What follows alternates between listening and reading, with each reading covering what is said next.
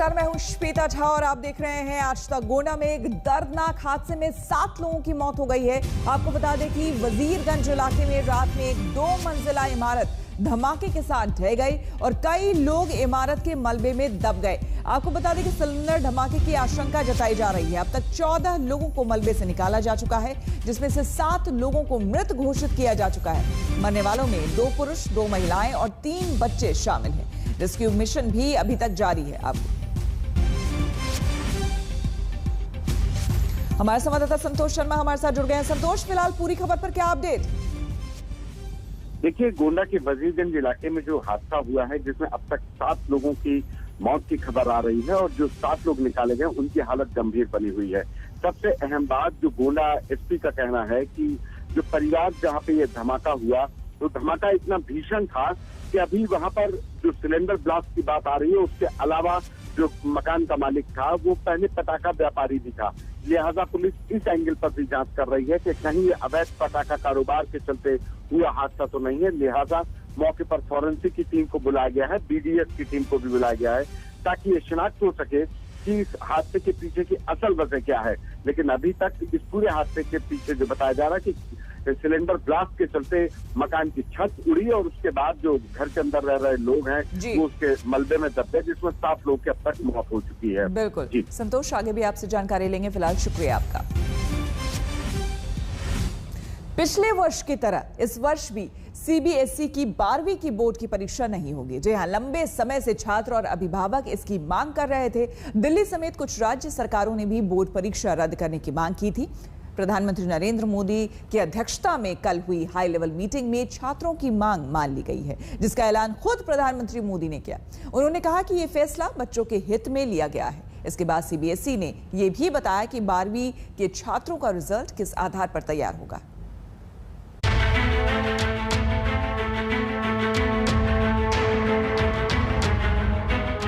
Corona की लहर के बीच 10वीं की परीक्षा तो पहले ही रद्द कर दी गई थी। अब केंद्र सरकार ने बड़ा फैसला लेते हुए सीबीएसई की 12वीं की परीक्षा को भी रद्द कर दिया है। बोर्ड परीक्षाओं को लेकर प्रधानमंत्री नरेंद्र मोदी की बैठक में ये अहम फैसला हुआ है। इस बैठक में प्रधानमंत्री के अलावा गृह मंत्री अमित शाह, रेल मंत्री पीयूष गोयल, महिला एवं बाल विकास मंत्री स्मृति ईरानी, वित्त मंत्री निर्मला सीतारमण और रक्षा मंत्री राजनाथ सिंह सहित दूसरे केंद्रीय मंत्री मौजूद थे। सूत्रों के मुताबिक प्रधानमंत्री ने छात्रों की सुरक्षा को लेकर सवाल पूछे और फिर ये तय किया गया कि परीक्षा रद्द करना ही सबसे बेहतर फैसला है। पीएम ने कहा कि कोरोना के बीच ऐसे माहौल में बच्चों पर तनाव डालना ठीक नहीं है। प्रधानमंत्री ने फैसले के बाद ट्वीट किया,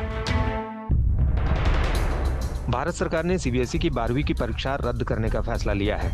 लंबे मंथन के बाद हमने वो फैसला लिया है जो छात्रों के हित में है और जो युवाओं की सेहत के साथ साथ उनके भविष्य की भी रक्षा करेगा। 12वीं के बोर्ड के एग्जाम को रद्द करने का फैसला केंद्र सरकार ने ले तो लिया है, लेकिन इन परीक्षा को देने वाले बच्चों, अभिभावकों, शिक्षकों की चिंता इस बात को लेकर है कि बोर्ड के एग्जाम के अंकों के आधार पर ही बच्चों के भविष्य की आधारशिला रखी जाती है। अब देखना यह है कि इन सब की चिंता को ध्यान में रखते हुए केंद्र सरकार क्या बड़ा फैसला लेती है। सरकार के इस फैसले के साथ ही 14,30,000 से ज्यादा बच्चों के सामने से असमंजस खत्म हो गया है। ठीक भी हुआ है, गलत भी हुआ है। एक्चुअली हमारा इतना सारा प्रिपरेशन किया वो भी वेस्ट गया है, बट एक सेफ्टी के मेजर से देखा जाए तो ये हमारे लिए ठीक भी है। मेरे हिसाब से एग्ज़ाम कैंसिल हो गई, ये बहुत अच्छी बात है, क्योंकि हमारी हेल्थ सबसे फर्स्ट प्रायोरिटी पे आती है। और मैं थैंक करना चाहूँगी जिसने भी एग्ज़ाम कैंसिल करे हैं। और इंटरनल असेसमेंट के बेसिस पे हमारे मार्क्स लग सकते हैं और काफ़ी हमारे प्रैक्टिकल्स वगैरह हुए हैं, उन पे भी लग सकते हैं, हम प्रमोट हो सकते हैं आगे। मेरा तो ये कहना है कि ये अच्छा नहीं हुआ है, क्योंकि हमारी प्रिपरेशन जो पिछले बहुत टाइम से चल रही है, ये सब एक तरह से वेस्ट ही हो गई हमारे लिए। तो मेरा तो ये कहना है कि एक अच्छा प्रॉपर क्राइटेरिया नहीं मिल पाएगा, क्योंकि इंटरनल बेसिस पे मेरे को लगता है कि मार्किंग थोड़ी ऊपर नीचे हो सकती है। सवाल उठ रहा है कि आगे क्या होगा, रिजल्ट कैसे घोषित होंगे। तय किया गया है कि पिछले साल की तरह स्कूल के इंटरनल परीक्षा के आधार पर रिजल्ट तय होंगे। अगर कोई छात्र इससे संतुष्ट नहीं होगा तो वो अलग से परीक्षा दे सकता है। ये तब होगा जब हालात ठीक हो जाएंगे। इससे पहले दिल्ली की सरकार ने परीक्षा रद्द करने की मांग की थी और पिछली परफॉर्मेंस के आधार पर छात्रों का आकलन करने की सलाह दी थी। मुझे बहुत खुशी है इस बात की कि बच्चों के हित में फैसला लिया गया है, बच्चों को स्वास्थ्य को ध्यान में रखते हुए फैसला लिया गया है, क्योंकि देश भर के 1.5 करोड़ बच्चे इस बात से दुखी थे कि उनकी 12वीं की क्लास लगातार खिंचती जा रही है, वो ख़त्म होने का नाम नहीं ले रही। दूसरी तरफ उनके मन में ये भी था कि अब हम आगे की पढ़ाई कैसे करेंगे जब 12वीं ख़त्म नहीं होगी, और अगर परीक्षा देने के लिए बाध्य किया जाएगा तो उसका नुकसान ये है कि आज जिस तरह से देश में कोरोना बढ़ रहा है उसमें उनकी जान को खतरा था। कोई भी पेरेंट नहीं चाहता था कि उसके बच्चे को उसकी जान पे खेल के परीक्षा दिलवाई जाए। आज जो माननीय प्रधानमंत्री जी के नेतृत्व में जो बैठक में महत्वपूर्ण निर्णय हुए हैं, उन सारी चीजों को संदर्भ लेते हुए निश्चित रूप से हम उत्तर प्रदेश की 12वीं कक्षाओं के बारे में, हालांकि अभी हमने कोई तिथि की घोषणा नहीं करी थी, केवल स्थितियां सामान्य होने पर परीक्षा कराई जाएगी, इस प्रकार का निर्णय अभी तक उत्तर प्रदेश में हुआ था। अब हम पुनर्विचार इसके संदर्भ में जल्दी करेंगे माननीय मुख्यमंत्री जी के साथ में बैठक करके। यहाँ प्रधानमंत्री नरेंद्र मोदी का वो बयान भी याद करना चाहिए जो उन्होंने तब बोर्ड परीक्षा से ठीक पहले छात्रों के सामने दिया था। उन्होंने कहा था कि परीक्षा जिंदगी की अंतिम कसौटी नहीं है। हम एग्जाम के लिए जिंदगी न जिए, हम खुद के लिए जिंदगी जिए। लेकिन गलती हम करते हैं, हम मार्क्स के पीछे भागते हैं, जिंदगी पीछे छूट जाती है। हम जिंदगी से जुड़ते चले, नॉलेज एक्वायर करते चले, मार्क्स अपने आप पीछे आपके दौड़ करके आएंगे। कोरोना की दूसरी लहर में मची तबाही का डर लोगों में साफ दिखता है। सच ये है कि खतरा उठाने की स्थिति नहीं है। स्कूल में अलग अलग जगहों से आने वाले बच्चों का एक साथ आकर सेंटर में परीक्षा देना इस डर को बढ़ाता है, क्योंकि तीसरी लहर का काउंटडाउन भी शुरू हो गया है। तनुश्री पांडे के साथ हिमांशु मिश्रा, दिल्ली आज तक। ऑनलाइन पढ़ाई से बच्चों पर बोझ न पड़े, इसके लिए जम्मू कश्मीर में नई नीति घोषित की गई है। राज्य में ऑनलाइन पढ़ाई की ये नीति एक 6 साल की बच्ची की वजह से जारी की गई है। बच्ची ने यूट्यूब वीडियो में प्रधानमंत्री नरेंद्र मोदी के नाम शिकायत की थी। वीडियो वायरल होने के बाद एलजी मनोज सिन्हा के निर्देश पर नई गाइडलाइन बनाई गई। जब मैं सुबह उठती हूँ तब 10 बजे मुझे 2 बजे तक होती है क्लास। जब कोई गेम में चीटिंग करे,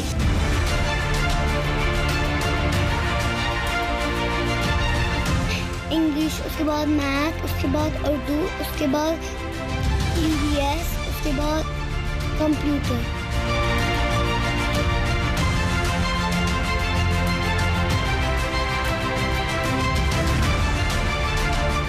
छोटे बच्चों को इतना काम क्यों रखते हैं मोदी साहब? कई बार बड़ी बड़ी दरख्वास्त काम नहीं आती, लेकिन मासूम शिकायतों का असर हो जाता है। श्रीनगर की 6 साल की माहिरा इरफान ने यूट्यूब वीडियो से प्रधानमंत्री नरेंद्र मोदी के नाम ऑनलाइन पढ़ाई की दुश्वारियों को रखा। अस्सलाम वालेकुम मोदी साहब, मैं एक लड़की बोल रही हूँ, मैं 6 years old। मैं आपको जूम क्लास की बड़े और छोटा बोल सकती हूँ। छोटे बच्चे जो होते हैं, जो 6 years old होते हैं, उनको ज्यादा क्यों रखते हैं काम मैडम और टीचर? इतना काम होता है। उसने ऑनलाइन पढ़ाई के लंबे सेशंस को लेकर मासूम बच्चों पर पड़ रहे बोझ पर आंख खोली। तो अब जम्मू कश्मीर में 12वीं तक की ऑनलाइन पढ़ाई की नई गाइडलाइन आई है। जब मैं सुबह उठती हूँ तब 10 बजे मुझे 2 बजे तक होती है क्लास। एक होती है इंग्लिश, उसके बाद मैथ, उसके बाद उर्दू, उसके बाद ईवीएस, उसके बाद कंप्यूटर। इतना ज़्यादा काम रखते हैं बड़ों बच्चों को, जो थे 7, 6, 10। छोटे बच्चों को इतना काम क्यों रखते हैं मोदी साहब? वायरल वीडियो जम्मू कश्मीर के उप राज्यपाल मनोज सिन्हा तक पहुंचा था, जिसके बाद उन्होंने पॉलिसी बनाने का निर्देश दिया था। मनोज सिन्हा के निर्देशों पर स्कूल शिक्षा विभाग ने ऑनलाइन पढ़ाई की नई नीति जारी की। पहली से क्लास 8 तक 30 से 45 मिनट के 2 सेशन से ज्यादा नहीं हो सकते। 9वीं से 12वीं तक के लिए 30 से 45 मिनट के 4 सेशन से ज्यादा नहीं हो सकते। बच्चों की ऑनलाइन लर्निंग कैसे उनके संपूर्ण विकास में रोड़ा न अटकाए और पढ़ाई की जरूरतें पूरी हों, इसके लिए जम्मू कश्मीर स्कूल शिक्षा विभाग ने स्कूलों को कई तरह की हिदायतें भी दी हैं। मासूम माहिरा श्रीनगर के मिंटो सर्किल स्कूल की छात्रा हैं। 2019 में उसके एडमिशन लेने के कुछ दिनों के बाद से ही स्कूलों को ऑनलाइन क्लास चलानी पड़ी है। क्यों बोला था मोदी साहब आपने? क्योंकि मुझे ज्यादा क्लासेस होती है और बहुत काम। प्रधानमंत्री तक माहिरा के संदेश से बच्चों की ऑनलाइन पढ़ाई को लेकर बेहतर गाइडलाइन बनने की जरूरत पर पूरे देश का ध्यान गया है। साथ ही माहिरा इरफान कश्मीर के बदल रहे माहौल की एक दस्तक भी है। उनको ज्यादा क्यों रखते हैं काम? अशरफ वानी, श्रीनगर, आज तक। देश में दूसरी लहर उतार पर है। नए केस लगातार कम हो रहे हैं। कई राज्य अब अनलॉक कर रहे हैं, लेकिन सावधानी छूटनी नहीं चाहिए, क्योंकि केस कम होने का मतलब ये नहीं है कि खतरा चला गया है। नए खतरे के अलार्म बजने लगे हैं। इन्हें हमें सुनना ही होगा। एक जिले में एक महीने के अंदर अगर 9000 के करीब बच्चे संक्रमित हो जाएं, तो ये बहुत चिंता की बात है। महाराष्ट्र के अहमदनगर में यही हुआ है। ये पूरे देश को सावधान करने वाली खबर है।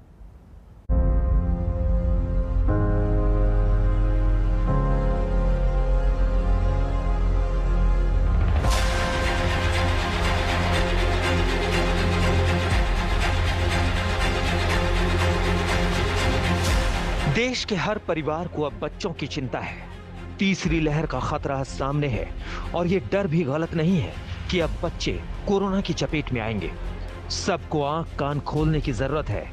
खतरे की घंटी महाराष्ट्र में बज चुकी है। महाराष्ट्र के अहमदनगर जिले में एक महीने के अंदर 8,500 से ज्यादा बच्चे कोरोना पॉजिटिव मिले हैं। यहां अप्रैल में 7,500 से ज्यादा बच्चों में संक्रमण मिला था। यानी 2 महीने में सिर्फ अहमदनगर जिले में ही 16,500 से ज्यादा बच्चे संक्रमित हो चुके हैं।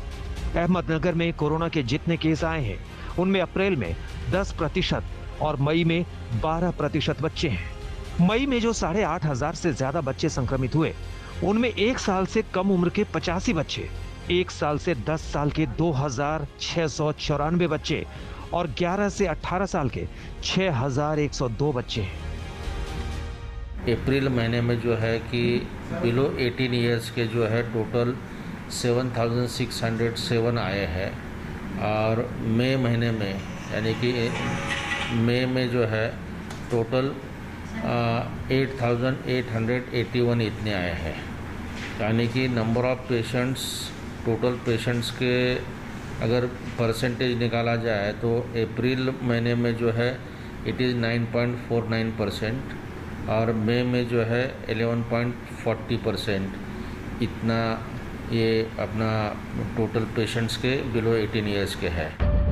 बच्चों में संक्रमण का ये बहुत बड़ा आंकड़ा है और ये सोचिए कि ये महाराष्ट्र के सिर्फ एक जिले का हाल है, और वो भी तब जब दूसरी लहर खत्म नहीं हुई है। हम अहमदनगर शहर से 20 किलोमीटर दूर एक कोविड सेंटर में पहुंचे। यहाँ 52 बच्चे एडमिट हैं। इन सभी में कोरोना के हल्के लक्षण पाए गए थे। बड़ी चुनौती यह है कि बच्चों में संक्रमण के मामले जिस तरह से बढ़ रहे हैं, उसमें उनके इलाज के लिए अलग इंतजाम करने होंगे, क्योंकि अभी तो कोविड सेंटर्स में बड़ों के साथ साथ बच्चों को भी रखा जा रहा है। जिनके घर में कोई बड़ा पॉजिटिव है या जो कोविड से सफ़र कर रहा है, उन्हीं के घर में के केसेस मैक्सिमम देखे गए हैं। आपको सभी को पता है स्कूल बंद है, बच्चे बाहर नहीं हैं, तो इनको इन्फेक्शन होने की वजह ज़्यादातर उनके घर के जो मेंबर्स, बड़े मेंबर्स हैं जो पॉजिटिव है, उन्हीं से इनको हो रहा है। पर फॉर्चुनेटली बोलिएगा कि बच्चों में 15 साल के नीचे अभी तक कोई हमारे ध्यान में बहुत सीरियस हुए ऐसे कोई बच्चे नहीं हैं। मैक्सिमम बच्चे 95%, you can say 90 up to 98% बच्चे आइदर असिम्टोमेटिक है, मतलब जिनको कोई लक्षण नहीं है, सिर्फ उनके घर के कोई पॉजिटिव थे तो रिपोर्ट में वो पॉजिटिव आ गए, या फिर वो माइल्डली असिम्टोमेटिक है, जिसमें हम देखेंगे जैसे हल्का सा बुखार है, सर्दी है, खांसी है, गले में खराश है, कभी तो उल्टी है या लूज मोशन है, ऐसे माइल्ड सिम्टम्स है जो कि घर पे ही सादी दवा से ठीक हो गया है सभी। और बहुत ही कम % बच्चों में सांस लेने में थोड़ा दिक्कत हो रहा है, तो ऑक्सीजन की ज़रूरत गिर रही है, उनको एडमिट करके वो ठीक हो जा रहे हैं। तो फॉर्चुनेटली टिल डेट मैंने कोई मॉर्टेलिटी अभी तक देखी नहीं है। राहत की बात सिर्फ ये है कि जिन बच्चों में संक्रमण हुआ है, उनमें सीरियस केस ना के बराबर है। ज्यादातर बच्चों में कोई लक्षण नहीं है या फिर हल्के लक्षण हैं, लेकिन इसे हल्के में नहीं लिया जा सकता है, क्योंकि महाराष्ट्र में जुलाई अंत और अगस्त की शुरुआत में तीसरी लहर का खतरा बताया जा रहा है। अहमदनगर जैसे जिले अलर्ट कर चुके हैं।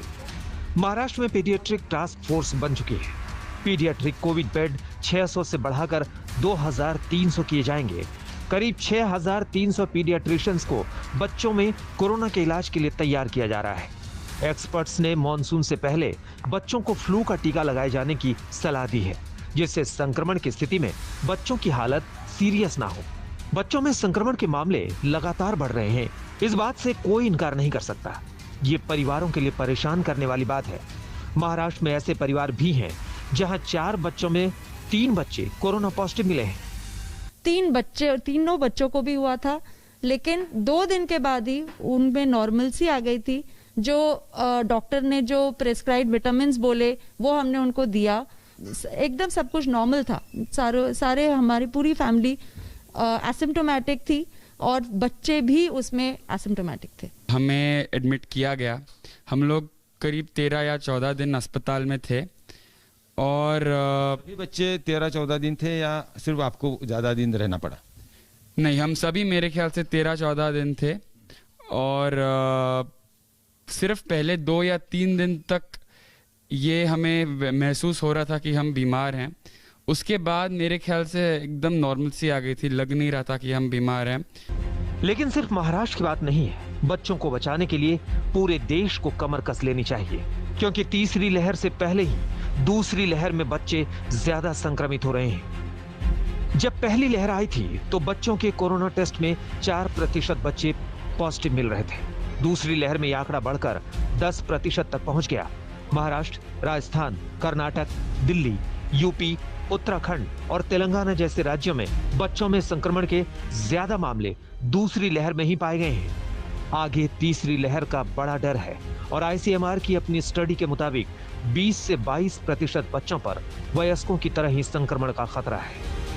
बच्चों में परसिस्टेंट फीवर है, रैश है, ब्लीडिंग हो की टेंडेंसी है, स्किन पे ब्लीड हो रहा है, एकदम से सांस बढ़ रहा है, तो उसमें ये multi system inflammatory disorder of children को हमें याद रखना चाहिए। और इसके इलाज जो है इसका बहुत कठिन नहीं है, लेकिन टाइमली इलाज है और तरीके से जल्दी से इलाज होना चाहिए और इमरजेंसी सिचुएशन में, इमरजेंसी सिचुएशन की तरह ये प्रेजेंट करता है। एक्सपर्ट्स का कहना है कि बच्चों में संक्रमण ने अभी गंभीर रूप नहीं लिया है, लेकिन इस पर नजर रखनी होगी। इसे हल्के में लेने की भूल नहीं करनी चाहिए, क्योंकि वायरस अभी भी अपना रूप बदल रहा है और इसी से बच्चों को खतरा है। पंकज खेलकर, अहमदनगर, आज तक। समझने वाली बात यह है कि 95% बच्चे एसिम्प्टोमेटिक होते हैं, यानी कि उनमें संक्रमण के कोई लक्षण होते नहीं है, या फिर अगर होते हैं तो बहुत हल्के होते हैं। 5% बच्चों में संक्रमण के थोड़े ज्यादा लक्षण दिखते हैं। 1 से 2% बच्चे ऐसे होते हैं जिनमें संक्रमण गंभीर हो जाता है। फर्स्ट वेव में 2% अफेक्ट हुए थे, सेकेंड वेव में 12% के अराउंड था अफेक्टेड। अब थर्ड वेव में अफेक्टेड अगर 20% चिल्ड्रन भी हैं तो उन 20% का भी अगर 1.5% को भी रिक्वायरमेंट होती है बेड्स की या वेंटिलेटर्स की या आईसीयूज़ की, so we need to prepare for that. क्योंकि अभी तक हमने जो भी देखा उसमें देखा है कि बच्चों में बहुत माइल्ड डिसीज़ है। अभी भी जो केसेस आए उसमें बहुत माइल्ड टू मॉडरेट ही डिसीज़ है, सीवियरिटी बहुत कम हुई है।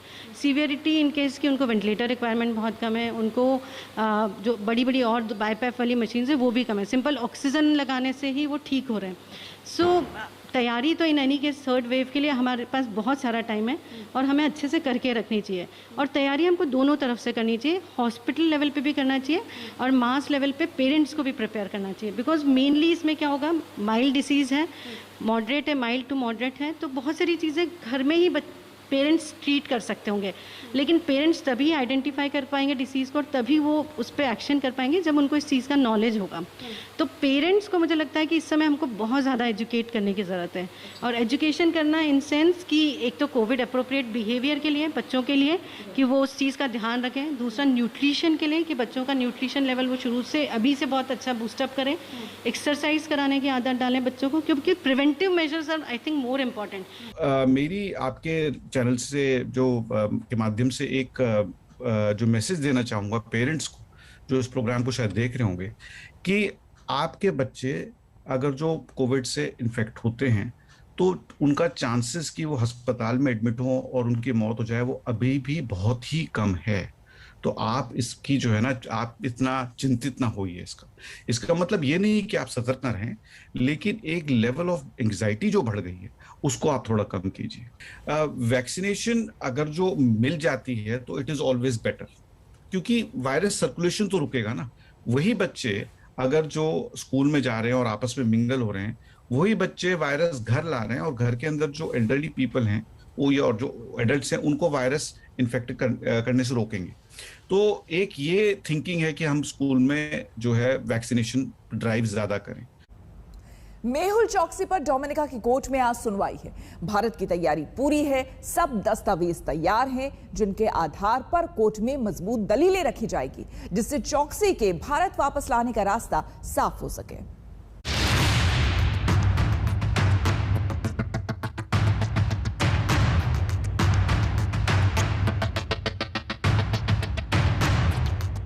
डोमिनिका से मेहुल चौकसी को भारत लाया जा सकेगा या फिर वो डोमिनिका से वापस एंटीगुआ पहुंच जाएगा, ये बहुत बड़ा सवाल है।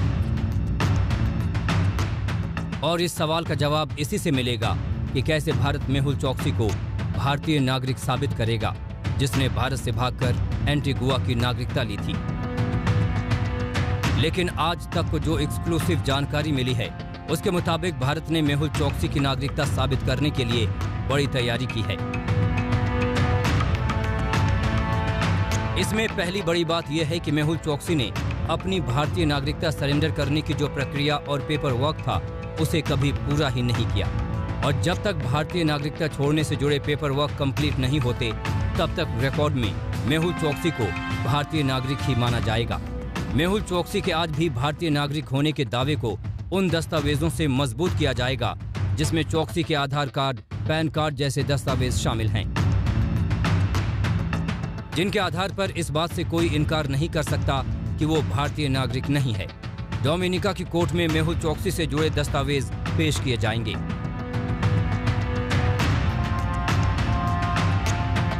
डोमिनिका की कोर्ट में प्रवर्तन निदेशालय वो हल्फनामा भी देगा जिसमें मेहुल चौकसी के अपराधों का पूरा ब्यौरा होगा। इन दस्तावेजों को दिखाकर कोर्ट में ये दलील रखी जाएगी कि मेहुल चौकसी को तुरंत भारत के हवाले किया जाना चाहिए। मेहुल चौकसी 23 मई को एंटीगुआ से गायब हो गया था, जिसके बाद उसे डोमिनिका की पुलिस ने वहां पर अवैध तरीके से एंट्री करने के आरोप में गिरफ्तार कर लिया था। इसके तुरंत बाद भारत भी भगोड़े चौकसी को वापस लाने के लिए सुपर एक्टिव हो गया। अब कोर्ट को इस बात पर फैसला करना है कि उसे डोमिनिका से भारत भेजा जाए या नहीं। गीता मोहन और मुनीश पांडे के साथ आज तक ब्यूरो। इसी के साथ रुकेंगे एक छोटे से ब्रेक के लिए। बने रहे हमारे साथ, देखते रहिए आज तक।